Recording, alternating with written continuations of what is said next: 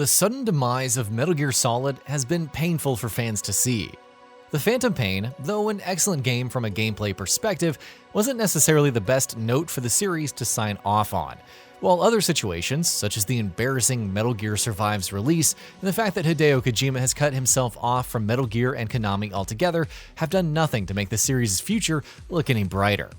There's a large number of people who believe that Metal Gear simply shouldn't go on if Kojima isn't involved, and honestly, it's easy to see why that's such a popular belief. But it's Metal Gear, an incredible series with an incredible track record, and if handled properly, an equally incredible future. Of course, there are many fans who want to see this series come back. And if the rumors are to be believed, come back it will indeed. Rumors have indicated that Konami is looking to outsource some of its biggest IPs, Metal Gear included, to other developers in the industry, and some insiders have suggested that remakes of Metal Gear Solid games are in the works at Bluepoint Games, the studio behind the stellar remakes of Shadow of the Colossus and Demon's Souls.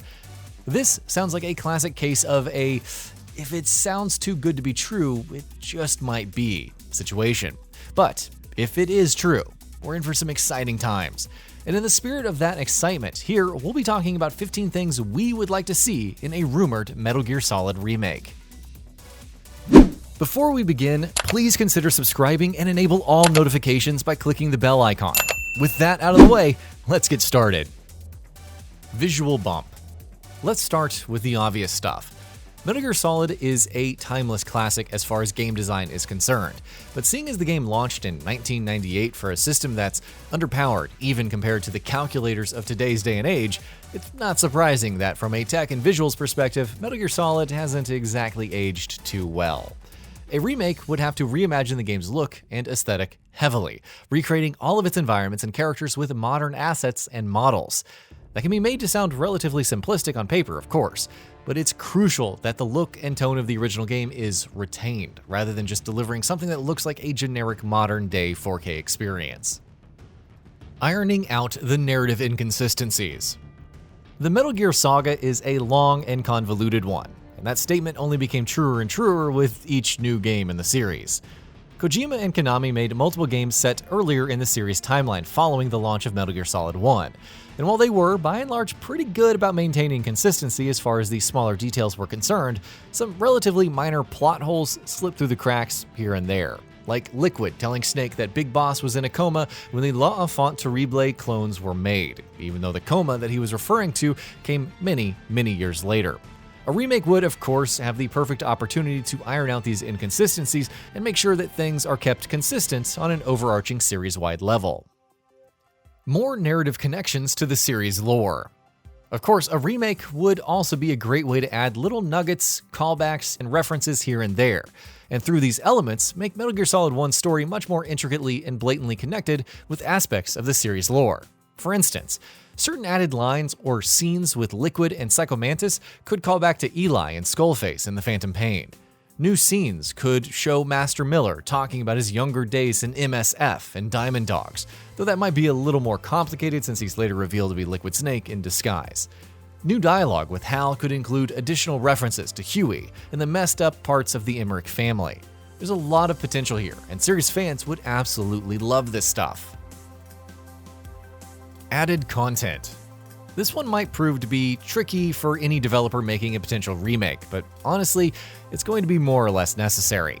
The original Metal Gear Solid is roughly a 5 to 6 hour long game on average, and while that was more than acceptable back when the first game came out, in today's day and age, that sort of runtime just doesn't cut it. People want longer, more fleshed out games, which means that any remake of Metal Gear Solid 1 would need to add new content of its own to pad out its runtime. Expanding upon areas or adding entirely new locations might be one way to do that, but if a developer does indeed do that, they would have the unenviable task of ensuring that not only does this new content feel right at home in a game without messing up the original's pacing and structure, but also that it is, from a quality perspective, up to snuff and on the same footing as the original content, which is really saying something. Fleshed out backstories for bosses. Metal Gear Solid games have always done a stellar job of establishing the bad guys that you fight in boss battles not only as mechanically interesting and challenging encounters, but also as actual characters. MGS1 was, of course, great at doing that as well, with the likes of Psycho Mantis, Vulcan Raven, Sniper Wolf, and more receiving proper backstories, motivations, and personalities to turn them into actual characters. With a remake, that can be taken to the next level. A remake would, of course, need to be longer, and having the game spend more time on each boss, fleshing out their characters and backstories a little bit more, could be one way to do that. With some, such as Revolver Ocelot and Psycho Mantis, the game could actually hit two birds with one stone, by fleshing out their backstories while making meaningful connections to games set further back in the series chronology at the same time. Expanded stealth. Metal Gear is synonymous with the stealth genre, and with each new game, the series took stealth games to greater heights. Metal Gear Solid 1 is still an excellent stealth game, more than 20 years after its launch, but a remake would probably need to expand upon its core gameplay mechanics in significant ways. Thankfully, whoever is developing the remake, if the remake does exist, won't have to look too far for inspiration. Taking mechanics from later games in the series would be the best way forward.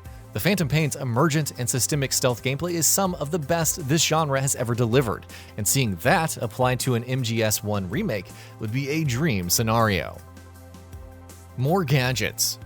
Expanding upon what we just talked about, one of the ways a Metal Gear Solid remake could improve its gameplay and make it more expressive would be by introducing new gadgets and tools for players to mess around with. Once again, the Phantom Pain was full of gadgets and items that players could use to help them out in any given situation, and seeing some of those brought over to MGS1, like the bionic arm or inflatable decoys for instance, would improve the gameplay significantly. No vision cones. Vision cones were a staple of the stealth genre back when MGS1 first came out, and are still used by stealth games today. But as effective and efficient as they can be, they do make for an experience that feels less organic. Metal Gear Solid 5 showed that conventional, rigid vision cones are by no means necessary for a Metal Gear game to do stealth effectively, and seeing that same blend of organic stealth gameplay in an MGS1 remake would be the perfect way to modernize this classic. Optional over-the-shoulder camera.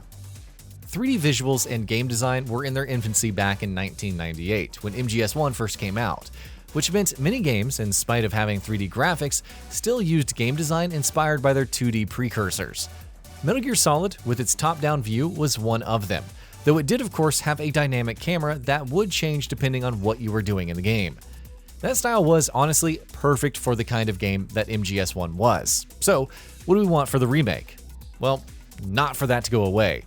What would instead be the perfect scenario would be an in-game option that allows players to switch between a more modern, over-the-shoulder perspective and a classic top-down view.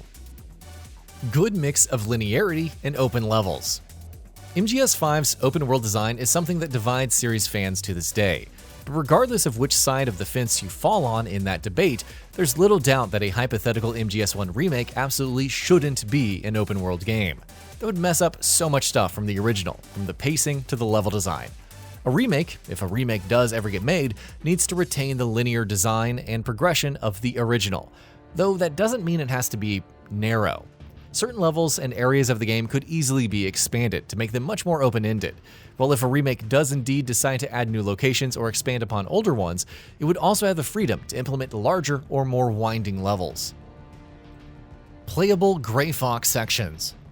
Gray Fox was one of the best characters in the original Metal Gear Solid, whether it's characterization you're talking about, or visual design, or a personal narrative arc. Any remake of the game would of course have to do a good job of portraying that character, and an excellent way to do that would be by making him playable in some sections. Perhaps we could have sections that run parallel to Snake's own story, that show what's going on with Gray Fox at those times, or perhaps we could have flashback sequences. Either way, we'd love to see Gray Fox take on an even bigger role if MGS1 ever gets remade. Redesigned boss fights. Excellent boss fights have always been a defining trait of Metal Gear Solid for as long as the series has been around, and MGS1 in particular has some really good boss encounters. A remake could make them even better though. Some fights, such as the one with Psycho Mantis, might be better left untouched, but others could do with some improvements. The encounter against Sniper Wolf could take place in a larger, more intricately designed arena. The fight against Revolver Ocelot could be made longer and more intense, though it would hopefully stay away from the stuff that Twin Snakes tried. Avoid the Twin Snakes pitfalls with the music. Music is yet another area where Metal Gear has always excelled, but that doesn't mean the series hasn't stumbled here and there with this. Metal Gear Solid 1 has already been remade once with the Twin Snakes, and that, as we all know, was a game with a lot of issues. And the music was definitely one of them. It wasn't bad per se, but it's almost vastly inferior to the original game in almost every way. Any new MGS1 remake would have to make sure that it does justice to the original game's iconic soundtrack. Striking a balance between remaining faithful to the original and being appropriately modernized can be quite tricky, but that's exactly what this new hypothetical remake would have to do. Bring back David Hayter. That David Hayter should take on the starring role of Solid Snake once again if Metal Gear ever comes back is the one thing that every single series fan agrees on, ourselves included. David Hayter's gravelly portrayal of Snake has become iconic over the years, and any MGS1 remake that doesn't see him returning to voice the super agent would be incomplete. In fact, we'd say that most of the voice cast needs to come back for a remake to reprise their roles. VR support. If Bluepoint Games are indeed handling the rumored MGS1 remake, and if it will indeed be exclusive to PlayStation like rumors suggest that it would be weird if the game didn't support VR. Why? Well, because there's such an obvious way to add VR support to the game, through the VR training missions. Of course, the ideal scenario would be the entire game being playable in VR, but if whoever is making the remake decides that that's a bit much, they should at least consider making the VR training missions playable in VR. And with that, we reached the end of the video. Have anything to say? Let us know in the comments below. Also, we upload new videos every single day on Gaming Bolt, so please consider subscribing as it really helps us out. Thanks for watching.